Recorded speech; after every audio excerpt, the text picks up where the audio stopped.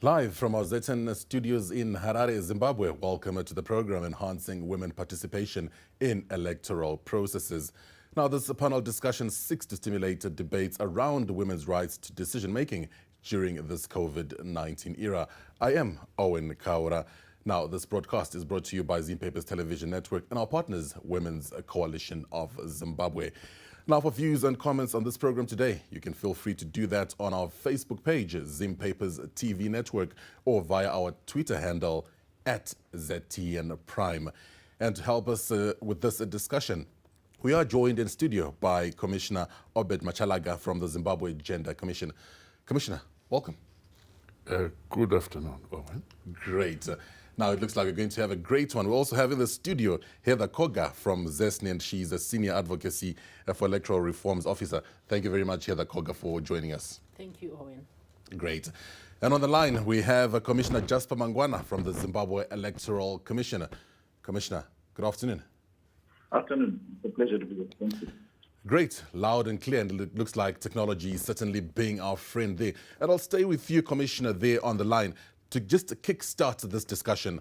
How strong is the participation of females in electoral processes in Zimbabwe? We'll just start there, Commissioner. Thank you so much, Owen. What I would say, I think maybe we can look at the recently, 26 March by-election, where we've seen in terms of women participation as candidates for National Assembly and local authority, on average, was less than 20%, which speaks a lot in terms of maybe the contesting political parties or the political players that are in the field.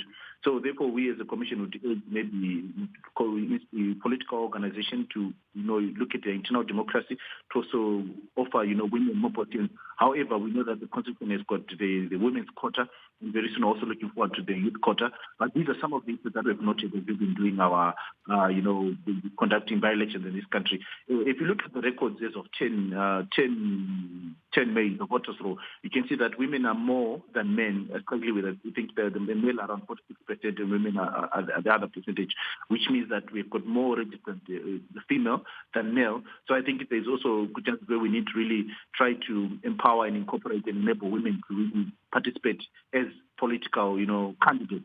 This is one key issue that we need also. But we as a commission, at one point, we partnered with UN Women, where we're doing capacity, building, training women in terms of how they can stand in as contestants, during the election. And also maybe another issue that I'll raise is that we as a commission, if you look at our conduct in the past by-elections in terms of officer deployment, we actually look into the issues of gender inclusion to ensure that we also give equal opportunity to men and women as elections officers, as presiding officers, that we've done as a commission. And if you look even at the commission level, you see also there's also gender, equality in terms of the commissioners themselves. Even if you look at how we employ, we also prefer to look at women. However, it's also key that we look at other instances where we can also improve on gender mainstreaming. But generally, this is what I can tell you, that there's need for more to be done to ensure that also women are very active. And also we look at issues around, name calling. One incident with young women is youth also think that the moment you get into politics, maybe there's so many names are called on you, so many things are done on you. And I think we've seen a lot of it happening even from our own, chairperson of the commission. Social media attacks. At the same time, women tend to fear to say, can I really get into, such issues when this is happening? So it's also important for us to also educate the electorate to ensure that whenever we engage, we are gender sensitive to ensure that we bring everyone on board. There's also maybe issues to do with the participation of women with disabilities and also those in rural areas. This is quite a key issue from the commission. That's the reason why you see that when we're in stakeholder engagement, we do have women, youth, as well as PWD's representatives. Last week, we had the stakeholder consultation on delimitation. We also requested this to ensure that we don't leave them behind.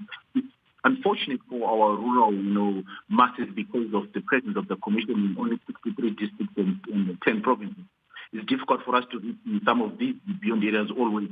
But however, the commission has been sending voter educators to ensure that we also bring in rural women and also those people from these marginalized communities to ensure that they can exercise, their democratic rights as candidates, as voters. These are some of the issues that we are looking at as a commission.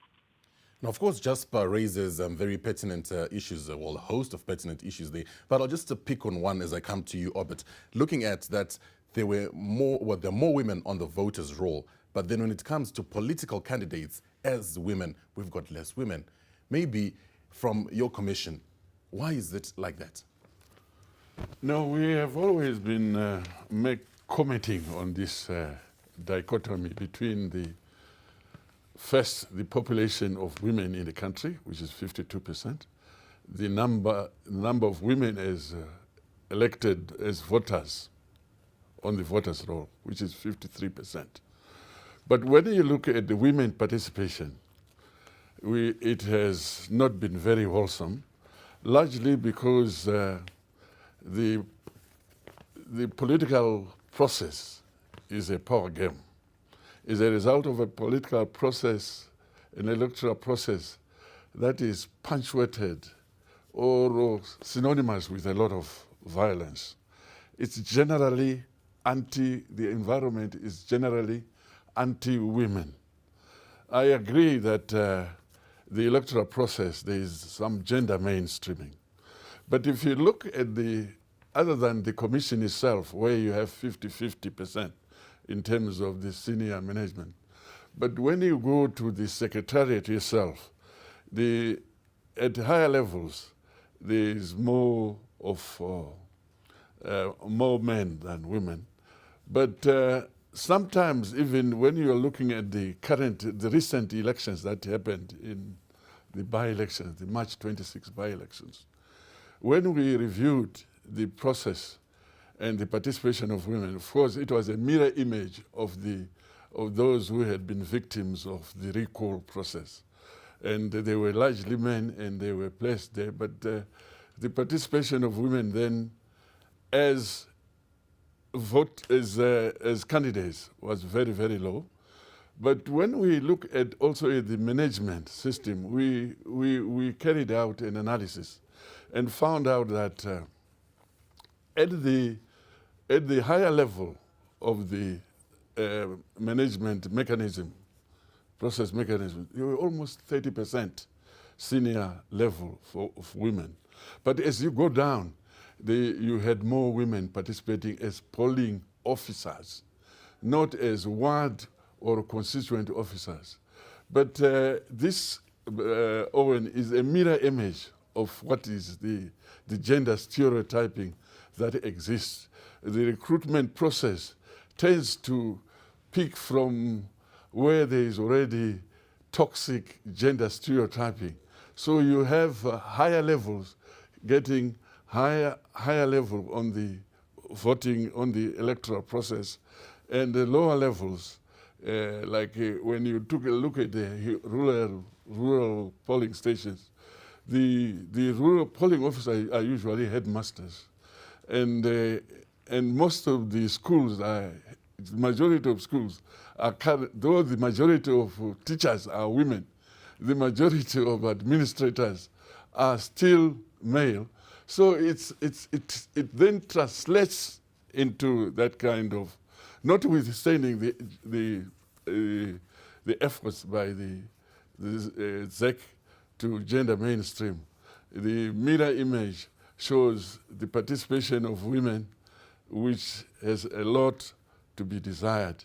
But in my view, the best way to address the gender balance, and we have said it before, that it's better when you have the necessary statutes to harness this situation. Currently, when we talk about the Constitution, Section 70, which says there should be gender balance 50-50, when we have asked for the implementation of that, the translation of that into implementable programs and whatnot, we are being advised by the legal people that it is largely, what do they call it, aspirational. So what is needed is what we would call a gender equality balance law to underpin the enhancing of women in the electoral process, particularly at the party levels. Because if parties are going, because it's garbage in, garbage out, you know that.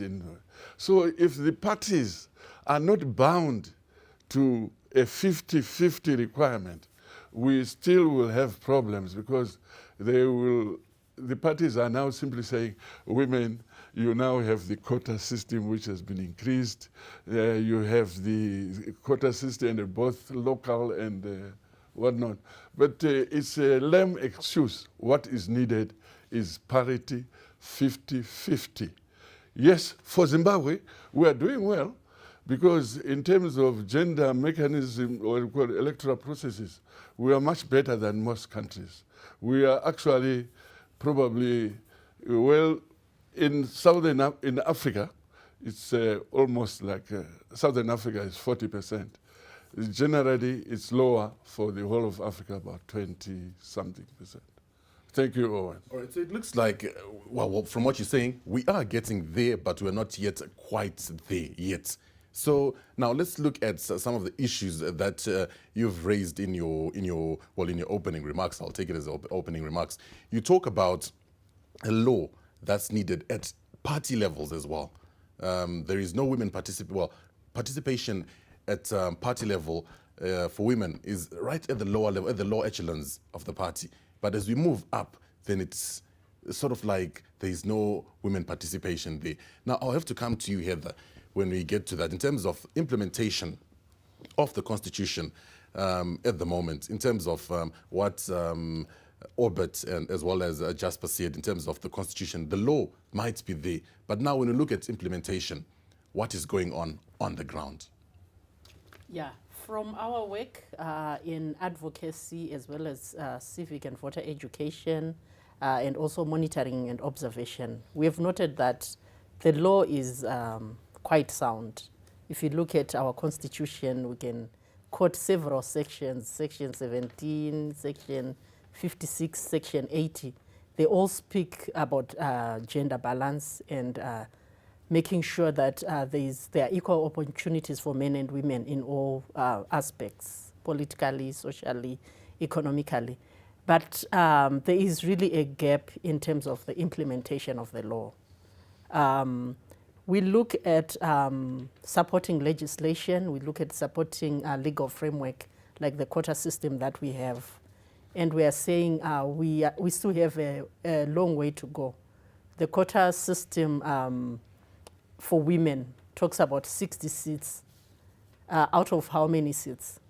That is not even close to 50% of the gender parity that we desire. We look even at the quota system for the local government. We are looking at 30%. So we are saying there's still that gap there that needs to be filled in. And we have noticed in our work that much of this is actually from our patriarchal system as a society. And there are many beliefs that we still need to get rid of. The belief that women cannot lead. And this has sort of like made the women lose confidence in their ability to lead and in their desire to participate as political actors. We find that we have more numbers in terms of our population for women, and we also have even more women registering to vote, and even sometimes the turnout for women is great. But when it comes to candidature for office, there's still a lot that needs to be desired. And as CESNI, we have several recommendations on how we can go about this.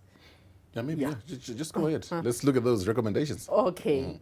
Yeah, we have noticed that there is need for us to continue educating the society about women and their ability to lead.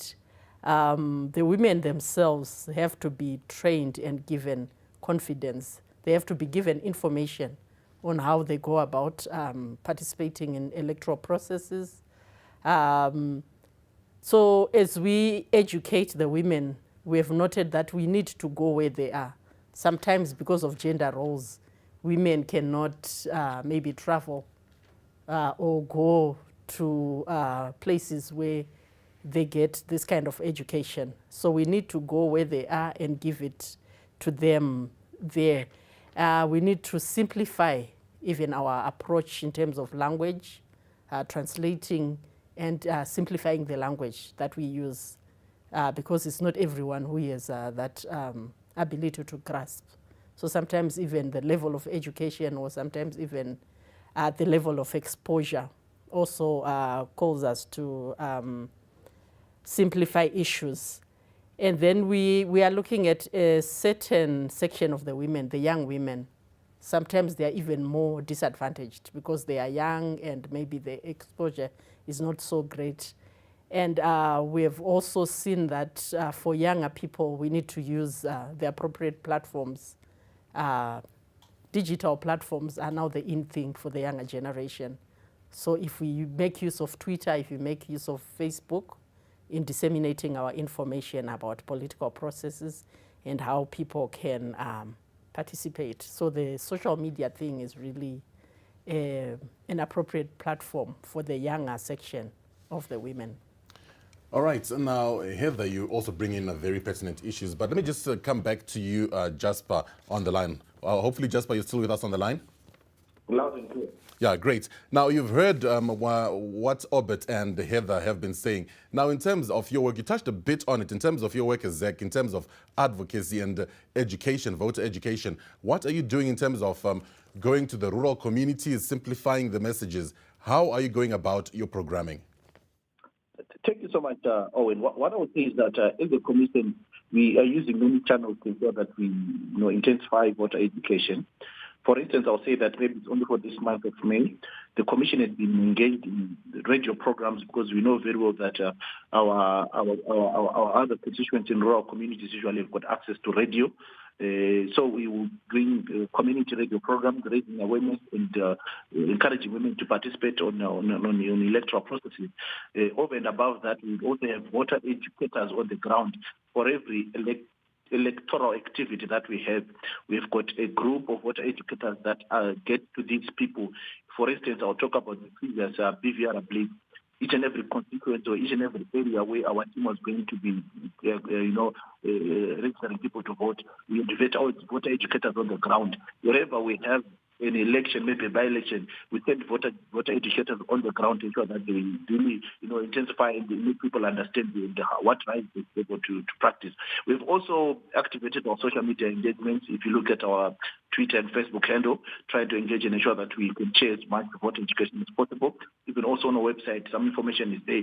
We've even extended the issue of people to allow them to check their voter registration details using the status 605, which is a USSD code, especially for those in the rural communities where we think if this message can be taken by some of the VE partners in the rural communities can enable women to check their voter registration details, because they also have a say and also participate from a meaningful position. But as a commission, we're very much open to ensure that we bring in issues to do with the gender mainstreaming, because that's one of our core issues.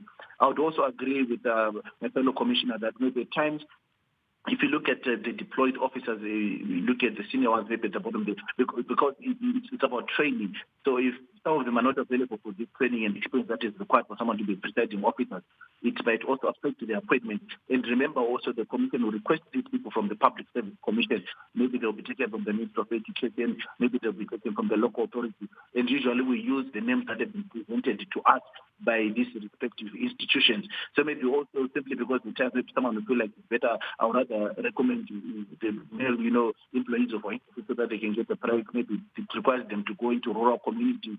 Maybe some women would feel, why would I be a presiding officer in a rural constituency, sleep in a classroom where I'm just looking at, ballot paper. Maybe at times some husbands will not really be interested in having some of their wives who also participated in electoral officers, especially in areas where I think maybe it's enriched. But it's an issue to do with the community and how we think. But however, we as a commission were there to ensure that we also push the agenda of gender mainstreaming so that women, they don't just be voters, but they also play an administrative process during electoral activities. Well, many thanks, Jasper. I understand you have to quickly dash off to another workshop. Thanks very much for joining us on the program. All right, so great. Now, I'll have to come to you, Orbit, in terms of your work with the Gender Commission, your programming as well. The same question that I posed to Jasper. What are you doing to capacitate rural women? Actually, we have a mentorship program. We have a program which is going around in the provincial areas, districts, to educate women on how best to participate, on the importance of their participation in politics and in national affairs, not only in politics, but in national affairs, so that they increase their not only their percentage, but their representation. Actually, we have several programs going on. We have even provided a model, what we would call a gender model policy framework for political parties to consider. Because in our view, the political process in Zimbabwe is party-based. So if the political parties don't promote women participation, it's very difficult to simply look at the output. But we would have wanted a legislation that ensures that the electoral law is amended to force, I don't know whether, or to persuade people, to persuade political parties to honor the 50-50, which has been ably outlined by Zesny. The laws are there, but the political parties are not in Zimbabwe. There is no legislation on political parties. You can come and form your political party. And what we were also thinking about is that, there is a political parties financial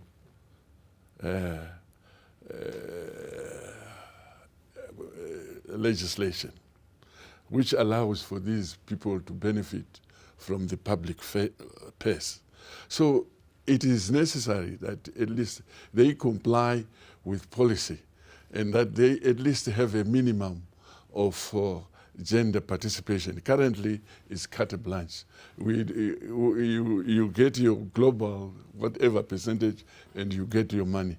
But it would be better to simply say, if you have a graduated one, if your political participation of women is so much, then you qualify in a more enhanced way for financing from the press. Would you agree?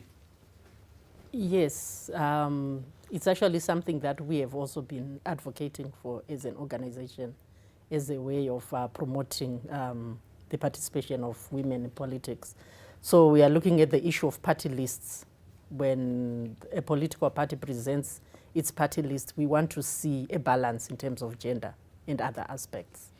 All right, now let me just move on to another issue, disability issues as well. Those are very key. Disability issues and women. Those are very key issues in terms of participation. Let's look at ZES. What are you doing around that area?